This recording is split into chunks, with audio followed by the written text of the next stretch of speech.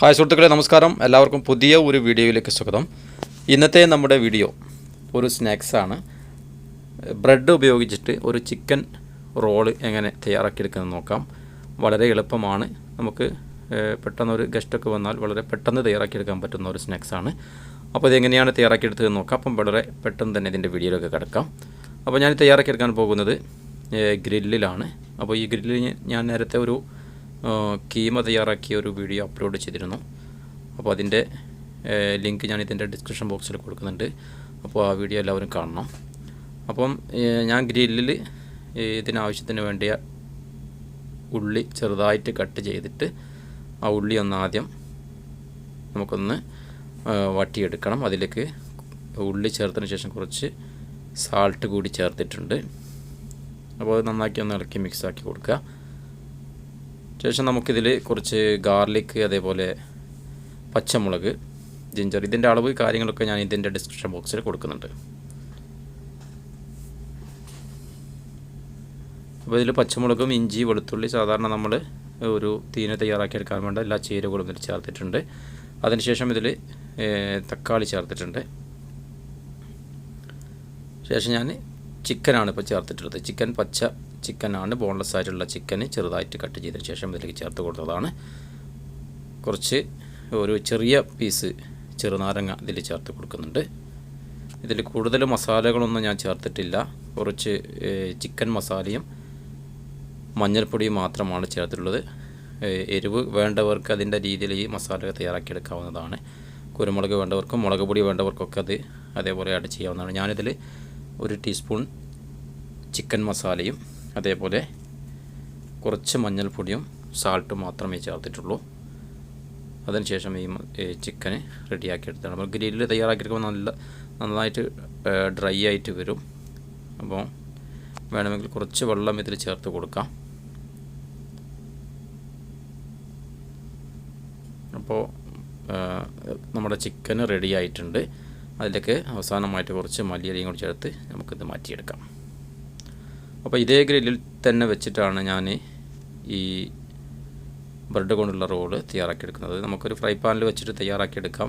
ഞാനിത് വളരെ എളുപ്പത്തിന് വേണ്ടിയിട്ടൊരു ഗ്രില്ലിൽ തയ്യാറാക്കിയെടുത്തതാണ്. അപ്പോൾ നമ്മുടെ ചിക്കൻ നല്ല കീമ നേരത്തെ തയ്യാറാക്കിയ അതേ രീതിയിൽ തന്നെയാണ് ഈ ചിക്കനും തയ്യാറാക്കിയിട്ടുള്ളത്.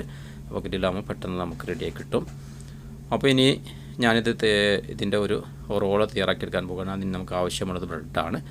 ബ്രെഡ് ഇതേപോലെ നമ്മളൊരു റോൾ ഉപയോഗിച്ചിട്ട് ഒന്ന് പരത്തിയതിന് ശേഷം ഇതിൽ നമുക്ക് ചിക്കൻ ചേർത്തിട്ട് സൈഡിൽ വേണമെങ്കിൽ ഒന്ന് കുറച്ച് ഒരു കോഴിമുട്ട ഇളക്കിയതിന് ശേഷം അതിൽ ഒന്ന് ഒട്ടിച്ച് നമുക്കിത് ഒന്ന് ചെറുതായിട്ടൊന്ന് ഫ്രൈ പാനിട്ട് ചെറിയ രീതിയിലൊന്ന് ഫ്രൈ ചെയ്തെടുത്താൽ മതി. കൂടുതൽ എണ്ണ ചേർക്കേണ്ട ആവശ്യമില്ല. ഫ്രൈ പാനില്ല, ഞാൻ ഈ ഗ്രില്ലിൽ തന്നെ വെച്ചിട്ടാണ് ഇത് ഒന്ന് ഡ്രൈ ആക്കി എടുക്കുന്നത്.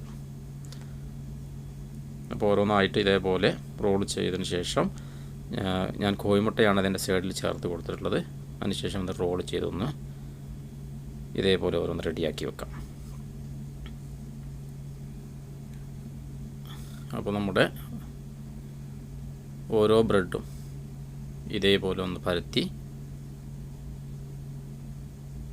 നമ്മുടെ ബ്രെഡ് ചെറിയൊരു ബ്രെഡ് ആയതുകൊണ്ട് വലിയ ബ്രെഡ് ആകുമ്പോൾ നമുക്ക് ഒന്നും കൂടി ഈ റോളിന് വലിപ്പം കിട്ടും.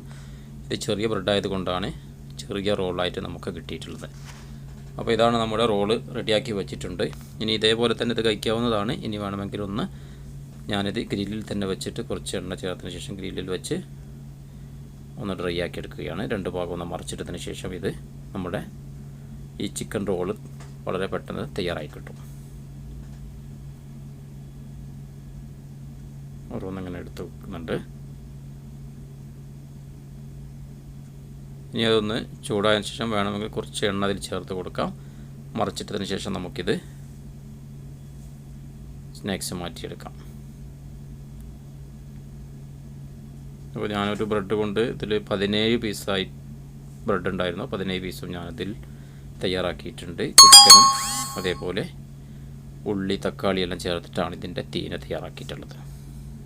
ഇനി നമുക്കതിൽ വെജിറ്റബിൾ വേണമെങ്കിലും ബീഫിൽ വേണമെങ്കിലും എഗ്ഗിൽ ഏത് രീതിയിൽ വേണമെങ്കിലും നമുക്ക് ഈ റോള് തയ്യാറാക്കിയെടുക്കാവുന്നതാണ്. അപ്പോൾ വളരെ എളുപ്പത്തിൽ തയ്യാറാക്കിയെടുക്കാൻ പറ്റുന്ന ഒരു സ്നാക്സിൻ്റെ റെസിപ്പിയാണ് ഇന്നത്തെ നമ്മുടെ വീഡിയോ. അപ്പോൾ എല്ലാവരും ഇത് ട്രൈ ചെയ്യണം. അതേപോലെ തന്നെ നമ്മുടെ ബ്രെഡ് റെഡി ആയിട്ടുണ്ട്. ഇത്രയേ ഉള്ളൂ, വളരെ എളുപ്പത്തിൽ തയ്യാറാക്കിയെടുക്കാൻ പറ്റുന്ന സ്നാക്സാണ്. അപ്പോൾ ഇന്നത്തെ വീഡിയോ എല്ലാവർക്കും ഇഷ്ടപ്പെട്ടു എന്ന് കരുതുന്നു. ഇഷ്ടപ്പെട്ടാൽ നിങ്ങൾ ലൈക്ക് അടിക്കുക. അതേപോലെ തന്നെ ഇതുവരെ എൻ്റെ യൂട്യൂബ് ചാനൽ സബ്സ്ക്രൈബ് ചെയ്യാത്ത എല്ലാ സുഹൃത്തുക്കളും മറക്കാതെ സബ്സ്ക്രൈബ് ചെയ്യുക.